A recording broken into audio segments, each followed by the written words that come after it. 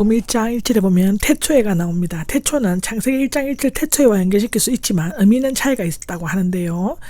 창세기의 태초는 하나님께서 우주 만물을 창조하시고 시간이 시작된 바로 그 시점을 의미한다고 하고요. 요한복음의 태초는 시작이나 기원 처음에 간사 없는 것은 무한한 시간인 영혼을 나타낸다고 합니다. 창세기의 태초에 있었던 창조와 시간이 시작되기 이전의 영원한 시간을 의미합니다. 모든 우주 만물은 하나님 말씀에 의해 창조되었으므로 말씀은 우주 만물보다 먼저 있었고 영원한 태초부터 존재하였다고 합니다. 창세기는 우주 만물이 어떻게 말씀으로 창조되었는가를 기술하고 있는 반면에 요한복음은 그 말씀이 어떻게 자신을 나타내시는가를 설명하고 있습니다. 따라서 요한은 태초에라는 말을 통해 예수 그리스도의 영원한 원성과 선제성, 신성을 강조하고 있다고 합니다. 여기에서 말씀이 나오는데 요한이 자신의 복음서를 시작하면서 말씀이라는 헬라어를 쓴다는 것은 이 단어가 당시 유대인들이나 헬라인 독자들이 쉽게 이해할 수 있는 용어였기 때문이라고 합니다. 말씀이라는 헬라의 철학에서는 세계의 법칙성, 생명과 우주를 지배하는 위대한 통치, 우주 만물과 인간의 영원한 내재한 이성적 원리 또는 그러한 원리에 근거한 사상 체계나 언어, 우주론적인 실제를 표상하는 개념 등으로 의미로 사용되었다고 합니다.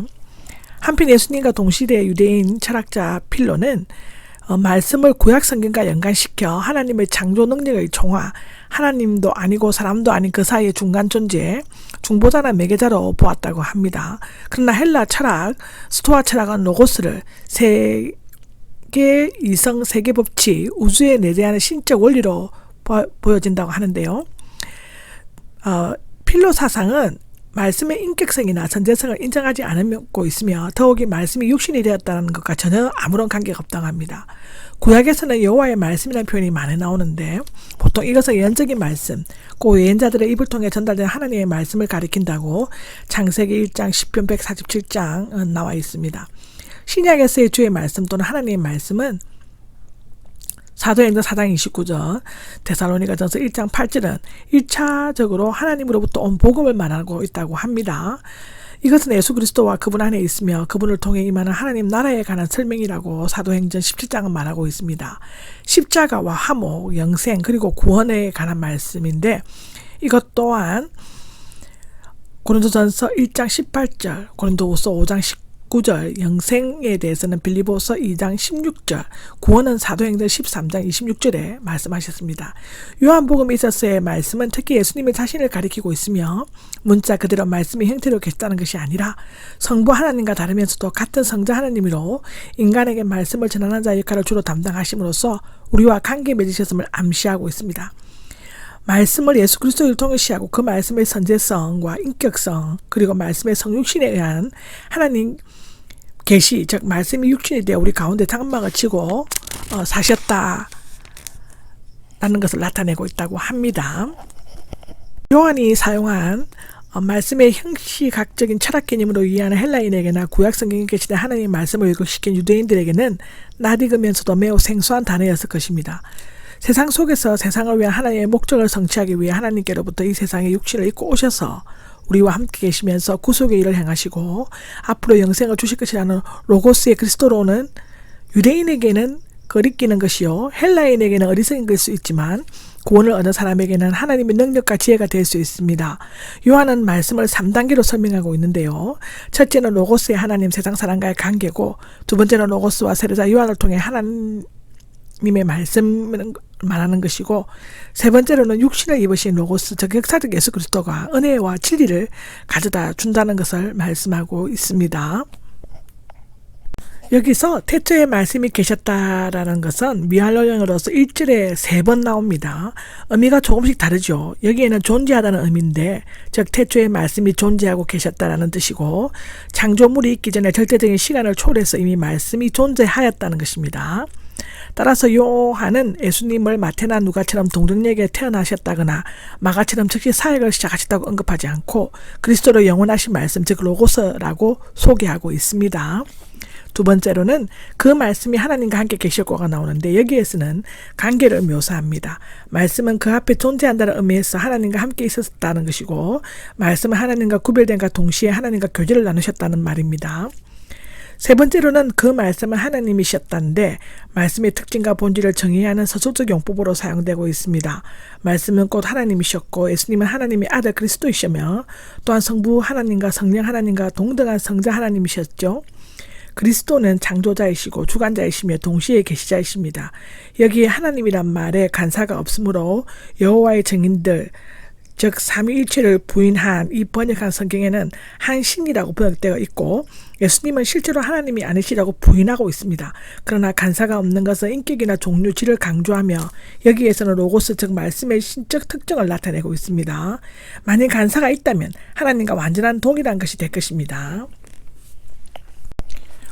요한복음 1장 2절입니다. 여기에 하나님과 함께가 나옵니다. 히브리인들의 병행 방식에 따라 1절을 반박하고 있지만 보다 더 큰 의미를 부여하고 있습니다. 즉 말씀 로고스의 영원하시며 인간에 나타난 하나님의 계시라는 것입니다.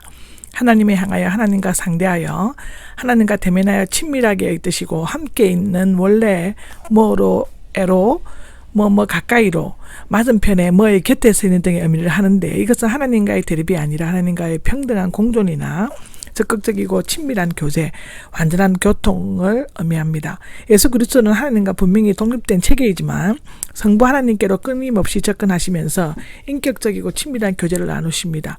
성자 대신 로고스는 성부 하나님과 성령 하나님과 함께 영원 전부터 각기 독립적인 체계로 존재하시지만 즉 삼위일체를 말하는 것입니다. 그 본질과 속성, 특질, 인격에 있어서 완전히 하나 일체가 되십니다. 하나님께서는 자신의 본능을 그의 말씀과 행위를 통해 인간에게 계시하시는데 하나님의 말씀은 언제나 그것을 실현시키는 능력을 지니고 있습니다.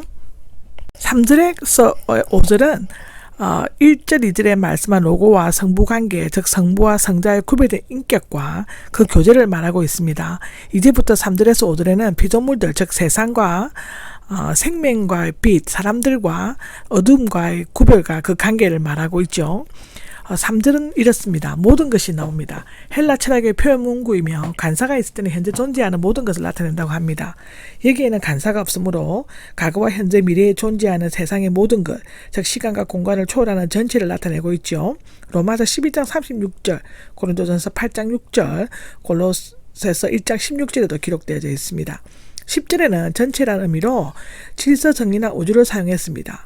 그를 통해가 나오는데 헬라 자연 철학은 만물이 물, 공기, 빛과 어둠, 흙 등에서 시작되었다고 추측하여지고 있습니다. 그러나 세상에 있는 모든 것, 즉 만물은 말씀, 즉 성자신 예수 그리스도를 통해 창조되었다고 히브리서 1장 2절에는 말하고 있습니다. 그는 성부의 창조 대리자하고 골로새서 1장 16절에 말씀하시는데 이것뿐만 아니라 창조자 이시기도 하다고 기록되어져 있습니다. 바울은 만물의 본질적인 근원으로서의 성부와 중간적인 대행자로서의 성자를 구별하고 있습니다. 그는 역시 성부의 섭리와 심판의 대리자이시기도 하다고 요한복음 5장 17절과 20절에는 말하고 있죠. 그가 없인데 고대 부사적 전치사로서 무엇으로부터 떨어진 것을 의미합니다. 빌립보서 2장 14절에도 나옵니다. 요한은 완벽한 표현을 위해 앞에서 선언한 내용을 다시금 확인하는 부정적 진술을 하고 있죠. 요한복음 1장 20절, 요한 1서 1장 5절에 나옵니다. 이와 같이 함으로써 당시 유행하고 있던 물질은 영원하다. 천사들 또는 아이온이 창조를 담당했다는 이 이단 사실을 단호히 배척하고 있습니다.